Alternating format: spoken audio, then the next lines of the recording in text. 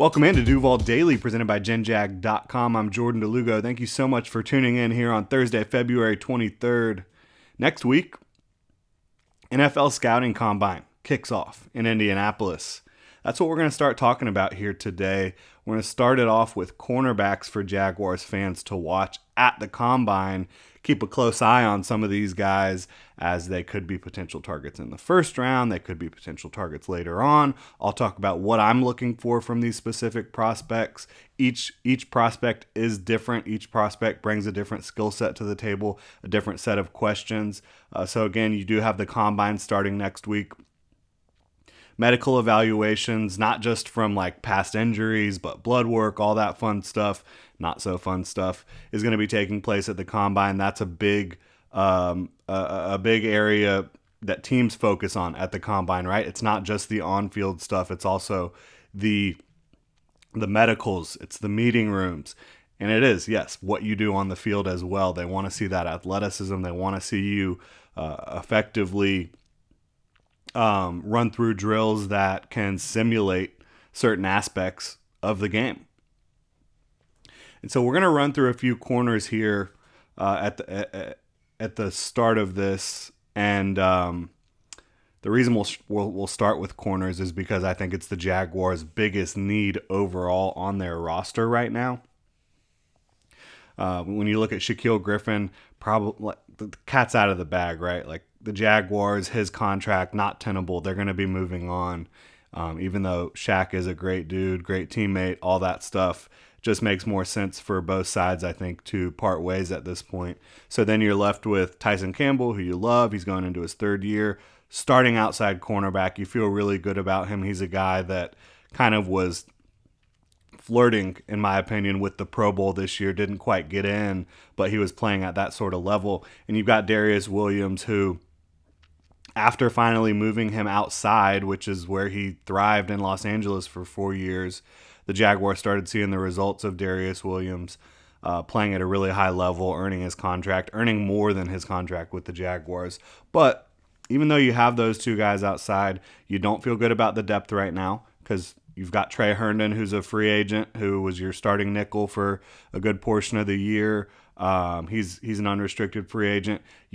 Other than that, you've pretty much got Buster Brown, Gregory Jr., not a lot of proven guys. I think in this league, you need to have corners 4 or 5 deep that you feel good about. That's just the way it works now. When you talk about these high-flying passing offenses and sustaining injuries, you got to be ready for next man up really at a high level at that position, in my opinion, because it is a weak link position. If there's one guy who can't cover, you're in trouble. And you saw that at times throughout the Jaguars 2022 season. You want to make sure you don't have that issue moving forward. And so I think watching these corners, some of these corners at the Combine is going to be something you want to, keep a close eye on. How are these corners performing? And so we'll run through some of these guys today and preview again what I'm looking for from them from a prospect specific standpoint. What does each player need to show at the Combine to cement their draft status? And so we'll go ahead and start at the top with some of these guys, guys that'll probably end up being first round picks, maybe second round picks. That's where we'll start here. But I'll start with Keely Ringo, a guy who we've talked about a bit on this channel. He's been talked about a ton. National media-wise, no question about it, and for good reason. He's at Georgia listed 6'2", 205 to 210 at the cornerback position, a former track star. Like, there's a lot of reasons to get excited about a Keely Ringo, and redshirt sophomore, so a younger prospect, really going into last summer, going into the 2022 college football season, Keely Ringo was looked at as CB1 by many people. And again, long speed, change of direction, size, length, physicality. He is a high effort player. You will see him make plays down the field, across the field that were not his assignment, where he's just able to use his athleticism, his speed, his size, his length, his range, and his motor to go make plays that he had no business making. So you like that. But the question about Keely Ringo is, and it's probably not even something that's going to be answered at the combine necessarily. Why does it look like at times that he just is guessing or has no idea how receivers, how offenses are trying to attack him? Why is that? And if you can figure that out and remedy that and make it more simple for Keely Ringo, make him a man coverage guy on the outside, I think he could end up being a high quality pick. Does he make sense for the Jaguars? As a starting outside corner, yes, but that's developmental, right? You're not going to start him in year one, I don't think, because you got to figure out what's going on upstairs with Keely. He's still a young player. I still think he has a chance to be a really, really good NFL player. But the instincts, the route IQ, those things seem to be missing a little bit right now for Keely Ringo, and not enough to drop him, out of the second round or anything like that. In fact, he'll probably still go in the first round. That's the type of talent he is. But he's got a ways to go, in my opinion, in terms of coming into the NFL and being able to lock down, opposing receivers, number ones, number twos in this league. I think he has a ways to go to get to that point. But if he does get there, he could end up being one of the very best corners in football. So there's a little bit of a risk reward, a little bit of a boom bust type of skill set here. And when I say bust for Keely Ringo, I don't think he's going to be out of the league. I think he just might be like a quality number two corner or maybe a guy who moves around to different teams, but he starts a lot throughout the league, throughout his time in the league. I don't think he's going to bust as in not in the league in a few years. I just think he might not hit that ceiling that you really want with Keely Ringo. It's going to take a good coaching staff and a lot of effort and dedication on his part to get where he wants. I'll tell you what, though, on the field, he does play with effort. Even when he makes mistakes, the effort is clearly there. So I do like Keely. I have him as a second rounder right now. Could the Jaguars target him at 24? Trent Baalke has shown that he loves length. He loves size, physicality. He loves athleticism. Keely Ringo is going to have all those things. So he's someone to watch, right? Maybe not the guy I would take at 24 overall, but definitely someone to watch. The next one up on this list here we've got is Cam Smith out of South Carolina, who we've talked about a lot already on this channel, talked about him this week. I think Cam Smith, I do have a late first on him. The questions for Cam Smith, you love his physicality, his ball skills, his aggression, all that. The question that some people have risen about Cam Smith is his long speed, is his change of direction. I think both of those things are going to end up testing out well. I don't think he's like a burner at the cornerback position, but I do see him as a fine athlete at the cornerback position. So I have him as a late first, but you're going to want to watch. He was listed at 6 foot 188. Does he come in at 6 foot? Where's his weight? It looks like he has good length on tape. How long do his arms come in? And then just the overall athletic profile. Because if he can go to the combine and show an impressive athletic profile, and there's no reason, in my opinion, that Cam Smith should fall out of the first round. And for the Jaguars specifically, this is a guy who has experience in the slot, has experience outside. If he has the size and length you need, he definitely has the physicality. He definitely has the ball skills. You want to clean up the grabbiness a little bit at the next level, but that's common. A lot of guys need to clean that up. I think Cam Smith would make a lot of sense. Again, he could come in 2023, try to lock down that nickel role, and then, whenever Darius Williams heads somewhere else or retires, whatever down the road, he can be a starting outside corner for you, I think. So I think Cam Smith is definitely somebody to watch. Just that athletic profile, the size, all that stuff, I think is what's interesting for him. Joey Porter Jr., probably not a guy who's going to be available when the Jaguars pick, but this is a Trent Baalke guy, I think. 35-inch arms, I think, is what we're going to see from Joey Porter Jr., maybe longer. At the cornerback position is unbelievable. Unbelievable length. And when you have that length advantage, and it's not just an advantage, it's like almost like a superhuman ability. Some of these guys, how long their arms are. when you have that length as a press corner, as a man-to-man corner, it just gets difficult for players to get off the line, to get into their route, to stay in phase. And so how long are his arms? Like, they're going to be long, but how long are they? And then I also want to see his fluidity in some of these drills as well.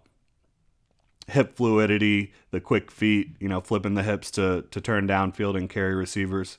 I want to see that from Joey Porter Jr. If he's there at 24, I think the Jaguars would probably have a hard time passing on him, but he's going to be an outside-only cornerback at the next level in all likelihood.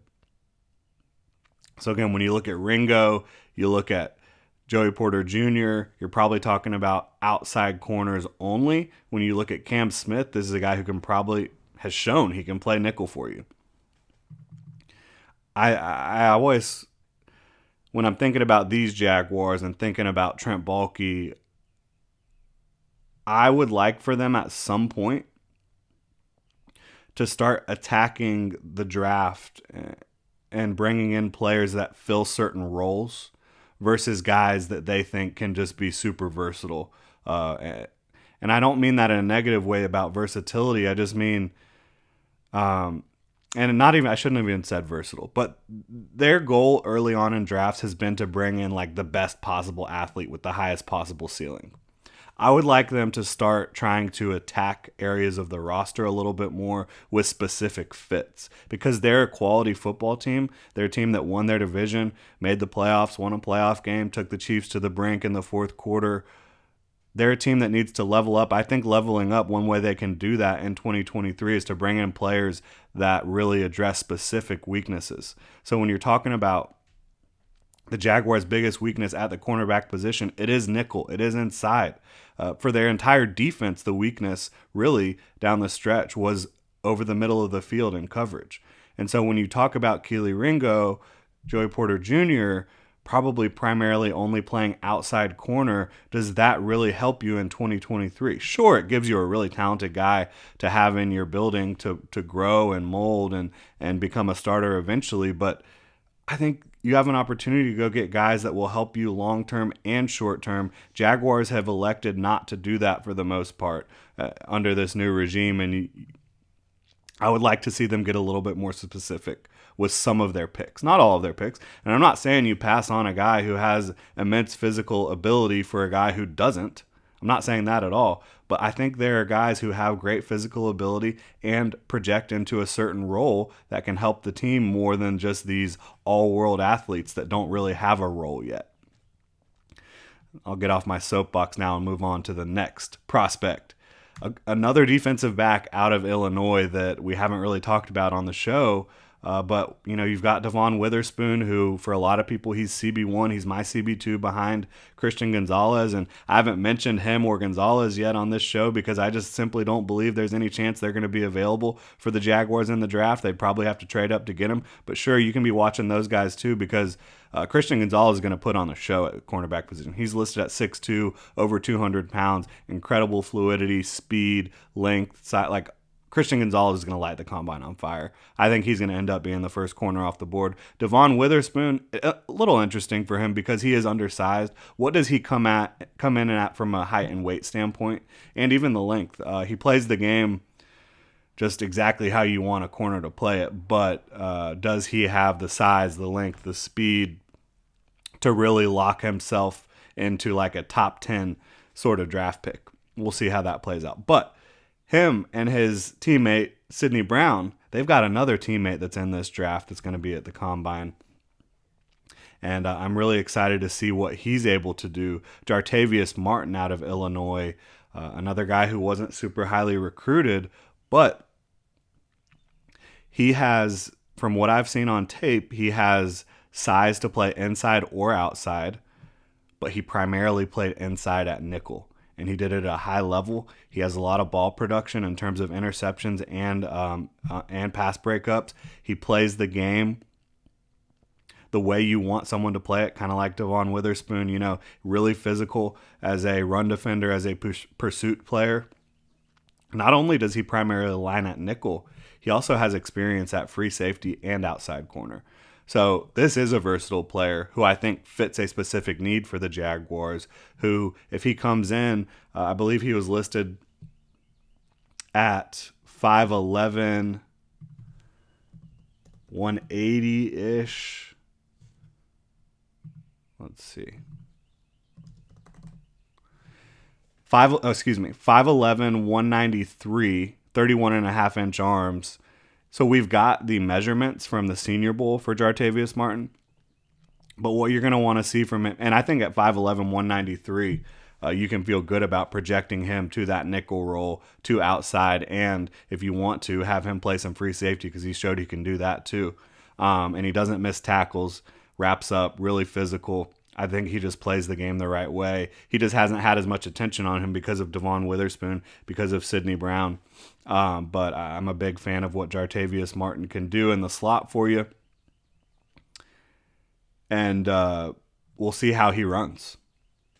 See how he looks in these drills where you have to show your feet quickness, your hip fluidity, that fun stuff. The next two guys on this list, they're small. We know they're going to come in small. Travius Hodges-Tomlinson and Clark Phillips. We'll start with Clark Phillips. He hasn't been at one of the All-Star events yet, so we don't know what he's going to come in at from a height standpoint, from a weight standpoint. But he's going to be undersized for an outside cornerback out of Utah. He is a special specimen, though, when it comes to playing the game of football. When it comes to covering opposing receivers, he's as good as it gets.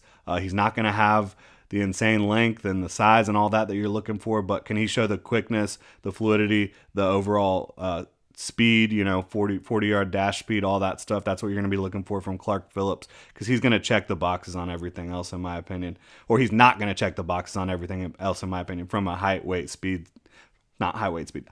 length standpoint. I do think he can run. And a guy who I know can run and jump is Travius Hodges-Tomlinson. This is a guy that's probably going to jump over 40 inches, probably going to run in the 4.3s. But out of TCU, Hodges-Tomlinson, who is the nephew of LaDainian Tomlinson, you can see that athleticism. His arms are under 30 inches, which generally is going to put you nickel only at the next level. He's only 175 pounds, and he's 5'7.5". He's tiny. But he makes up for it with his athleticism. And I think he's a quality candidate, just like Clark Phillips, to compete for a starting nickel role in Duval in 2023. It's just going to be, is Trent Baalke willing to draft someone that just does not have any semblance of prototypical size? It worries me. But there are plenty of other guys out there, like Jartavius Martin, who, if you're looking for someone who has more ideal size that can also play the slot, I think he makes a lot of sense for the Jaguars. A couple other players I wanted to look at here for y'all. Tyrique Stevenson out of Miami. He's really kind of soared up my board since the start of the draft process. I didn't know much about him to get things going. He's incredibly physical. He was at the Senior Bowl, and I thought he did a really, really good job at the Senior Bowl, kind of showing that physicality and length. And so he came in at 6 foot 204 with 32 and 3/8-inch arms. Pretty good measurables there for a guy that's going to play the brand of ball he is.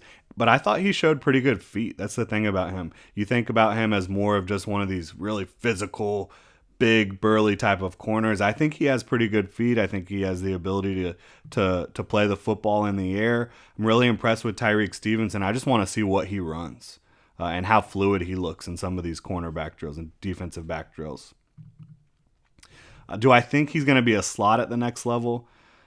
I don't know. I kind of have my doubts about that. But if he shows the foot quickness and fluidity in and out of breaks, you could feel probably pretty decent about it. And then, again, he'll have the ability to play outside for you down the road. And my final guy here who I think could potentially play nickel and outside for the Jaguars, who I want people to watch, is Deonte Banks. And the specific thing I want folks to look at with Banks and the specific thing I'm looking at is going to be long speed, that 40-yard dash. I think he has absolutely everything else that you could be looking for in an outside corner and a guy who can be a versatile corner lineup in different spots for you. But he has been questioned by some, about the long speed. Does he have elite speed? I don't think he has elite speed, but I do think he has 4.4 speed, and that's more than good enough for me to take a flyer on him in the late first, early second round. And I think that's exactly where he's going to end up going. But definitely want to see how he comes in with his overall speed, because I think he has the fluidity, the quickness for sure to get the job done at the next level. And he's going to come in and be one of those impressive guys from a size and weight standpoint. Does he have the speed to match? Excited to see it. Those are the guys on my list. I will run through the defensive back list here that's on the official combine invites and see if there's anybody else that pops out here to me that I didn't list. Keitrell Clark, really impressive type of guy who's going to be a day 3 guy, another smaller corner, but and he's incredibly small, but plays the game the right way, has ball skills, is aggressive. He could be a guy that you bring in the third day of the draft, and he really sets a tone for your defense. But he is a small fella, no doubt about it. We know about Brian Branch, who's really more of a safety and a nickel. We've talked about him a lot. Don't need to go over him, I don't think. Trey Dean, interesting guy that started out as a corner at Florida, switched to safety. I think if you watch him and think about him as a guy who you use in a specific role to shut down tight ends in single coverage and man coverage, if you watch his film from that perspective, I think you like a lot of what you see. So I'll be interested to see him. And he's going to run well. He's going to test well. He's 6'3", 200 pounds. Like, he's going to be an impressive physical specimen. Emmanuel Forbes, who, interception machine out of Mississippi State. He'll be interesting. How much is he going to weigh? Because he is rail thin on tape. What is he going to come in at? A guy that had a ton of ball production. A lot of folks are really going to like. I have a 2 on him right now, but just how small is he? He has the length. It's just about the mass on his frame is a little bit concerning. Anthony Johnson from Virginia is a guy who really popped for me at the Senior Bowl. He has good size, good length. I want to see about how athletic he looks out here in shorts. Jalen Jones, I think, is another one that needs to test well. Had an impressive career overall at Texas A&M, but was a former 5-star, I believe, who didn't quite live up to expectations. Interested to see how he performs for sure. Kyu Blue Kelly looks like a man coverage guy all the way. He was a lot of fun at the Senior Bowl. He's kind of one of those players that is a little bit of a roller coaster. And I think Emmanuel Forbes represents a little bit of that as well. They're guys that will freelance a little bit, maybe try to make a play that's not there. Riley Moss out of Iowa, the only white cornerback I've seen in a long, long time. How fast is he going to run? He looks fast, fluid, quick, all that stuff on tape. Let's see how he looks in shorts as well. Excited about that. Eli Ricks is a player that's kind of been forgotten, goes under the radar now because this cornerback class is getting so deep and so impressive. But Eli Ricks, former 5-star, huge recruit, LSU to Alabama. How does he acquit himself out here? I'll be interested to see that too. Darius Rush, I want to see him look fluid out of South Carolina. I think he has everything. I just want to see if he can show quick feet and fluid hips, really. That's what I want to see from Darius Rush out here. DJ Turner. Love DJ Turner as a guy who I think can play slot for the Jaguars at the next level and do it at an extremely high level. I think he's going to run in the 4.3s. I think he's going to be a blazer. Can't wait to see how fast he runs. But yeah, that'll do it here for the cornerbacks we're watching at the Combine this upcoming week. Combine kicks off on February 28th. I don't think that they will get the on-field work in for a couple days after that, though. Probably looking at like March 2nd or something. Don't quote me on that, but you can go check it out. sure you can find the schedule online. But it will be next week. You're going to see a lot of fun prospects. I think cornerback is one of the positions to keep an eye on for the Jaguars for sure early in this draft. We'll see how free agency impacts that as well. They could make moves that suggest that maybe cornerback isn't as big of an issue as we currently have it as. But we'll look at some other position groups before the combine gets going, and it's gonna be a lot of fun. We'll have the combine next week. I think the week after that, you'll start getting into the end of the franchise tag window. Week after that, you get into the start of the league year. Free agency's right around the corner. Can't wait for it. Really appreciate y'all tuning in. Hit me up on Twitter at Jordan DeLugo. Let me know what you think about these prospects I have, cornerback prospects to watch for the Jaguars at the 2023 NFL Combine. Thank you so much for tuning in, Duval. Have a great rest of your Thursday.